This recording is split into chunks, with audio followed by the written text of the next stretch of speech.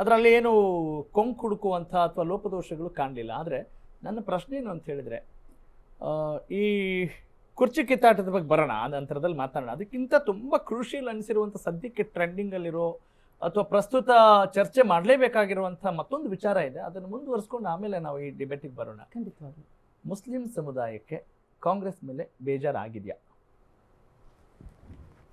ದಾವಣಗೆರೆ ವಿಚಾರದಲ್ಲಿ ನೀವು ಮಾತಾಡ್ತಾ ಇದ್ದೀರಲ್ವಾ? ಅಲ್ಲ, ದಾವಣಗೆರೆ ಅನ್ನೋ ವಿಚಾರವನ್ನು ಇಟ್ಕೊಂಡು ಇದು ರಾಜ್ಯವ್ಯಾಪಿ ವ್ಯಾಪಿಸಿದೆ. ಈಗ ದಾವಣಗೆರೆ ಅಲ್ಲ, ಆದ್ರೆ ಮಾತಾಡ್ತಾ ಇದ್ದೀರಲ್ಲ, ಆ ಚುನಾವಣೆ ಮುಗಿದ ನಂತರ ಅಥವಾ ಚುನಾವಣೆಯ ಹೊತ್ತಿನಲ್ಲಿ ಆದಂತಹ ಬೆಳವಣಿಗೆ ಈಗ ರಾಜ್ಯವ್ಯಾಪಿ ವ್ಯಾಪಿಸಿದೆ. ಒಂದ್ ನಿಮಿಷ ನಾನು ಹೇಳ್ತೀನಿ. ಓಕೆ, ಬೇರೆ ಪ್ರಶ್ನೆ ಇಲ್ಲ, ಅದೇ ಓಕೆ ಹೇಳಿ. ಆ ಟಿಕೆಟ್ ವಿಚಾರದಲ್ಲಿ ಸ್ವಲ್ಪ ಮುನಿಸು ಚರ್ಚೆಗೆ ಟೈಮ್ ತಗೊಳ್ತಾ ಇಲ್ಲ. ನಾನು ಹೇಳ್ತಾ ಇರೋದು ಅದನ್ನ ಬಿಟ್ಟು ಈಗ ನಾನು ಕೇಳಿರ್ತಾ ಇಲ್ಲ, ಅದ್ರ ಬಗ್ಗೆ ಇಲ್ಲ. ಉಲೇಮಾಗಳು ಮಾತಾಡಿದ್ರು, ಸರ್ ಉಲೇಮಾಗಳು ಮಾತಾಡ್ಲಿ, ಮುಸ್ಲಿಮರು ಹಕ್ಕೊತ್ತಾಯ ಮಾಡ್ಲಿ, ಅವ್ರು ಹೇಳ್ತಾ ಇದ್ದಾರೆ ನಮಗೆ ಪರ್ಯಾಯ ಪಕ್ಷಕ್ಕಾಗಿ ನಾವು ಈಗ ಮುಸ್ಲಿಂ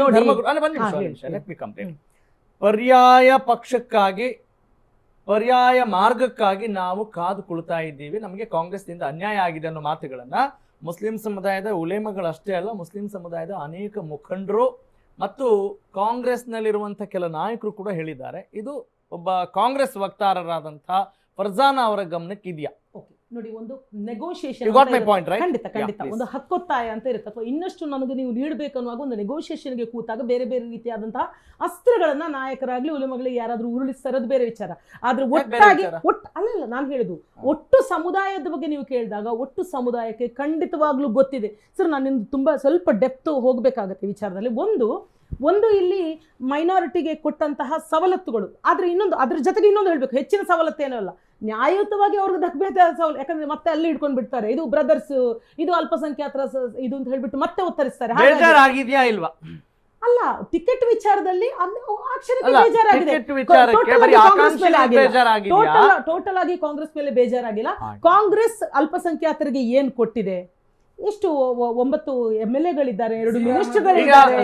ಜಬ್ಬಾರ್ ಅವ್ರನ್ನ ವಾಪಸ್ ನೋಡಿ, ಜಬ್ಬಾರ್ ಅವ್ರನ್ನ ಒಂದ್ ನಿಮಿಷ ಆಯ್ತು, ಒಂದ್ ನಿಮಿಷ ಪಕ್ಷದೊಳಗೆ ಹಲೋ ಸರ್, ಇಲ್ಲ ಜಬ್ಬಾರ್ ಅವರನ್ನ ಪಕ್ಷ ವಿರೋಧಿ ಚಟುವಟಿಕೆ ಅಂತ ಇವ್ರು ಗಮನಿಸ್ಕೊಂಡು ಏನೋ ಅಲ್ಲಿಂದ ರಿಪೋರ್ಟ್ ಹೋಯ್ತು, ಅದ್ರ ಮೇಲೆ ಮಾಡಿದ್ದಾರೆ, ಅದನ್ನು ಪರಿಶೀಲಿಸಬಹುದು, ಅದು ಬೇರೆ ವಿಚಾರ. ಅದು ಒಂದಾಯ್ತು, ಆಯ್ತಾ?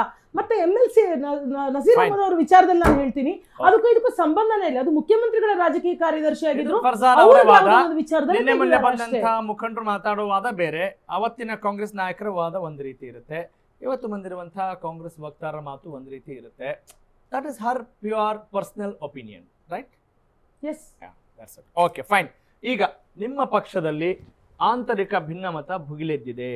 ಅಲ್ಪಸಂಖ್ಯಾತ ಸಮುದಾಯದ ನಾಯಕರಾಗಬೇಕು ಅಂತ ಒಂದು ನೆಪವಾಗಿರಿಸಿಕೊಂಡು ಹೆಂಗಾದ್ರೂ ಮಾಡಿ DK ಶಿವಕುಮಾರ್ ಅವರಿಗೆ ನಾವು ಕುರ್ಚಿಯನ್ನು ಕೊಡಬಾರ್ದು, ಸಿದ್ದರಾಮಯ್ಯನವರೇ ಮುಂದುವರಿಬೇಕು, ಅಥವಾ ವೈಸ್ ವರ್ಸ ಅಂತಹ ಘಟನೆಗಳು ನಡೀತಾ ಇದ್ದಾವೆ.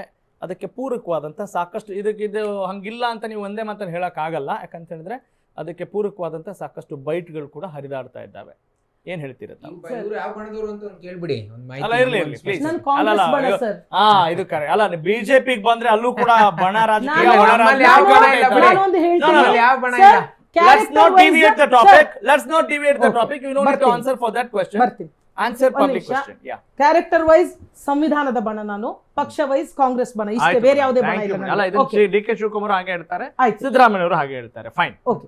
ಆಮೇಲೆ ನೀವು ಇದು ಹೇಳಿದ್ರಿ, ಮೈನಾರಿಟಿಯ ವಿಚಾರ ಇಟ್ಕೊಂಡು DKಶಿ ಅವರಿಗೆ ಮುಖ್ಯಮಂತ್ರಿ ತಪ್ಪಿಸ್ಬೇಕು ಅಂತ ಹೇಳ್ಬಿಟ್ಟು ಒಂದು ಪ್ರೊಪಗಾಂಡ ನಡೀತಾ ಇದೆ ಅಂತ ನೀವು ಹೇಳ್ತಾ ಇದ್ದೀರಾ. ನಾನು ಹೇಳುದು ಮೈನಾರಿಟಿ ವಿಚಾರ, ಅದನ್ನ ಇಟ್ಕೊಂಡು ಇದಕ್ಕೆ ಪ್ರೊಪಗಾಂಡ ಅಂತ ಹೇಳ್ತಾ ಇಲ್ಲ, ಮತ್ತೆ ಮುಸ್ಲಿಂ ಪ್ರೊಪಗಾಂಡ ಅಂತ ಹೇಳ್ತಾ ಇಲ್ಲ. ಆಂತರಿಕ ಭಿನ್ನಮತ ಮುಂಚೆಯಿಂದನೇ ಇರೋದ್ರಿಂದ ಏನು ಆಂತರಿಕ ಭಿನ್ನಮತ? ಯಾವುದು? ನೀವೇನು ಸಿಎಂ ವಿಚಾರ ಮಾತಾಡ್ತಾ ಇದ್ದೀರಾ? ಅದು ಆಂತರಿಕ ಭಿನ್ನಮತ ಏನು? ಅಂತದ್ ಭಿನ್ನಮತ ಪ್ರಜಾತಾಂತ್ರಿಕ ವ್ಯವಸ್ಥೆ ಇದೆ, ಮಹತ್ವಾಕಾಂಕ್ಷೆಗಳು ಇರ್ತವೆ, ಅವ್ರ ಮಧ್ಯೆ ಏನೋ ಮಾತುಕತೆ ಆಗಿರ್ಬೋದು, ಅವ್ರು ಡಿಮ್ಯಾಂಡ್ ಮಾಡ್ತಾ ಇದ್ದಾರೆ. ಇಲ್ಲಿ ಏನಾದ್ರು ರೆಸಾರ್ಟ್ಗೆ ಕರ್ಕೊಂಡು ಹೋದ್ರ, ಯಾರನ್ನಾದ್ರೂ ಬಲವಂತವಾಗಿ ಕೂಡಿಸಿ ಹಾಕಿದ್ರ, ಕುದುರೆ ವ್ಯಾಪಾರ ಏನಾದ್ರು ಮಾಡಿದ್ರ, ಅಥವಾ ರೋಷಾವೇಶದಲ್ಲಿ ಏನಾದ್ರು ಮಾತಾಡಿದ್ರ, ಅವ್ರ ಮೇಲೆ ಹೀಯಾಳಿಕೆ ಮಾಡಿದ್ರ, ಜರಿದ್ರ, ತೇಜೋವಧೆ ಮಾಡಿದ್ರ, ಏನ್ ಮಾಡಿದ್ದಾರೆ ಹೇಳಿ? ನಾನು ನಿಜವಾಗ್ಲೂ I am proud about mister Siddaramaiah and mister DK Shivakumar. ಯಾಕಂದ್ರೆ ಅವ್ರ ಘನತೆ ಬಿಟ್ಟು, ಪಾರ್ಟಿ ಲೈನ್ ಬಿಟ್ಟು ಒಂದೇ ಒಂದು ತಪ್ಪು ಮಾತನ್ನ ಒಂದು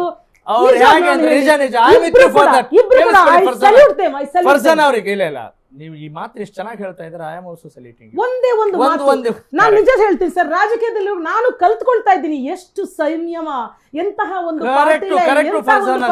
ಎಷ್ಟು ಡಿ ಕೆ ಶಿವಕುಮಾರ್ ಅವ್ರು ಮಾತಾಡಲ್ಲ, ಸಿದ್ದರಾಮಯ್ಯನವರು ಮಾತಾಡಲ್ಲ. ಆದ್ರೆ ಇಲ್ಲಿ ರಾಜಣ್ಣ ಅವ್ರು ಮಾತಾಡಬಹುದು, ಸತೀಶ್ ಜಾರಕಿಹೊಳಿ ಅವ್ರು ಮಾತಾಡಬಹುದು, ಆಮೇಲೆ ಇಲ್ಲಿ ಶಿವಗಂಗಾ ಬಸವರಾಜ್ ಅವ್ರು ಮಾತಾಡ್ಬೋದು, ಆಮೇಲೆ ಕುಣಿಗಲ್ ಡಾಕ್ಟರ್ ರಂಗನಾಥ್ ಅವ್ರು ಮಾತಾಡ್ಬೋದು. ಅಂದ್ರೆ ಏನು ಅವರೆಲ್ಲ ಯಾರ ಪ್ರತಿನಿಧಿಗಳು? ಕಾಂಗ್ರೆಸ್ ಒಂದು ಬೃಹತ್ ಸಮುದಾಯ, ಅಲ್ಲಿ ಬೆಂಬಲಿಗರು ಇರ್ತಾರೆ, ಅವ್ರ ಮಾತು ಬೆಂಬಲಿಗರಿಗೂ ನಮಗೂ ಸಂಬಂಧ ಇಲ್ಲ, ಅವ್ರ ಮನುಷ್ಯರೇ ಅಲ್ಲ, ಅವ್ರ ಮಾತಿಗೆ ಕವಡೆ ಕಾಸಿನ ಕಿಮ್ಮತ್ತಿಲ್ಲ ಅಂತ ಹೇಳ್ತಾ ಇದ್ದೀರಿ. ಆಗ್ರಹಿಸ್ತಾರೆ ಅಷ್ಟೇ ಹೊರತು ಏನ್ ಆಗ್ರಹಿಸ್ತಾರೆ? ಪಾರ್ಟಿ ಲೈನ್ ಬಿಟ್ಟು ತೇಜೋವಧೆ ಮಾಡಿ ಇವಾಗ ಯಡಿಯೂರಪ್ಪ ಅವರು ಇದಾಗ ಯತ್ನಾಳ್ ಹೇಳಿದ್ರಲ್ಲ 2,500 ಕೋಟಿ ರೂಪಾಯಿ ಲಂಚ ಕೊಟ್ಟು ಸಿಎಂ ಆದ್ರು, ಆತರ ಯಾರಾದ್ರೂ ಸ್ಟೇಟ್ಮೆಂಟ್ ಇಲ್ಲಿ ಬಂತ? ಅಥವಾ ಇನ್ನೊಬ್ರು ಹೇಳಿದ್ರು 2,000 ಕೋಟಿ ನೀರಾವರಿ ಹಗರಣ ಮಾಡಿದ್ರು, ಆತರದೇನಾದ್ರು ಬಂತ? ಆತರ ಏನಾದ್ರು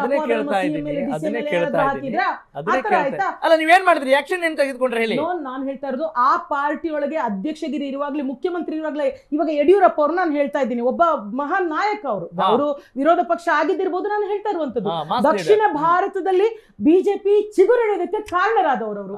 ಅಂತಹ ಯಡಿಯೂರಪ್ಪ ಅವರನ್ನು ನೆಮ್ಮದಿಯಾಗಿ ಖಂಡಿತವಾಗಿ ನಾನು ಅವ್ರನ್ನ ರೆಸ್ಪೆಕ್ಟ್ ಮಾಡ್ತೀನಿ. Is A secular person.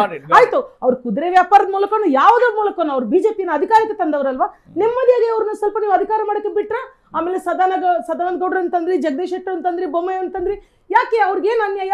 ಈ ಒಟ್ಟು ಜನತೆ ಕೇಳಿತು, ಹೇಳಿ ಹೋಗಿ ಕಾರಣ ಅವ್ರಿಗೆ ಕಾರಣ ಗೊತ್ತಿರ್ಲಿಲ್ಲ, ಒಂದು ಕಾರಣ ಹೇಳ್ದೇನೆ ಅವ್ರನ್ನ ಆ ನಮ್ಮನ್ನ ಉಚ್ಚಾಟನೆ ಮಾಡಿ ಕಳಿಸಿದ್ರಲ್ಲ, ಆತರನೇ ಅದ್ರಲ್ಲಿ ನಡೀತಾ. ಇವಾಗ ಅದನ್ನೇ ಹೇಳ್ತಾ ಇದ್ದೀನಿ, ಯಾವ ನಿಷ್ಕ್ರಿಯ ನೀವು ಬಯಸ್ತಾ ಇದ್ದೀರಾ ಸಿದ್ದರಾಮಯ್ಯ ನಿಮ್ಮ ಆಶಯ ನಿಷ್ಕ್ರಿಯ ಆಗಿದೆ. ಏನಾಗಿದೆ ಸರ್ ಹೇಳಿ, ಏನ್ ನಿಷ್ಕ್ರಿಯ ಆಗಿದ್ದಾರೆ? ಒಂದ್ ನಿಮಿಷ, ಯಾಕೋ ಸಿದ್ದರಾಮಯ್ಯನವರು ಸೈಲೆಂಟ್ ಆಗಿದ್ದಾರೆ ಅಂತ ಮಾಧ್ಯಮದ ವರದಿಗಾರರು ಕೇಳಿದಾಗ ಡಾಕ್ಟರ್ ಎಚ್ ಸಿ ಮಹದೇವಪ್ಪ ಅವ್ರು ಮಾತನಾಡ್ತಾರೆ, ಟಗರ್ ಸುಮ್ಮನೆ ಇದೆ ಅಂತ ಹೇಳಿದ್ರೆ ಸುಮ್ಮನೆ ಇಲ್ಲ, ಗುದ್ದಕ್ ರೆಡಿ ಆಗಿದೆ ಅಂತ ಮಾತನ್ನ ಅವರೇ ಹೇಳ್ತಾರೆ. ಅದನ್ನ ಹೆಂಗ್ ಅರ್ಥ ಮಾಡ್ಕೋಬೇಕು ಮುಂದಿನ ಹಂತದಲ್ಲಿ ನೀವು ಹೇಳ್ತೀರಿ. ಅದಕ್ಕಿಂತ ಮುಂಚಿತವಾಗಿ JDS ವಕ್ತಾರರಾಗಿ ಉಮೇಶ್ ಗೌಡ್ರು ನಮ್ಮ ಜೊತೆಗಿದ್ದಾರೆ. ಸರ್ ನಮಸ್ಕಾರ, ವೆಲ್ಕಮ್ ಟು ದಿ ಶೋ. ಏನ್ ಯೋಚನೆ ಮಾಡ್ತಾ ಇದ್ದೀರಿ ಸರ್?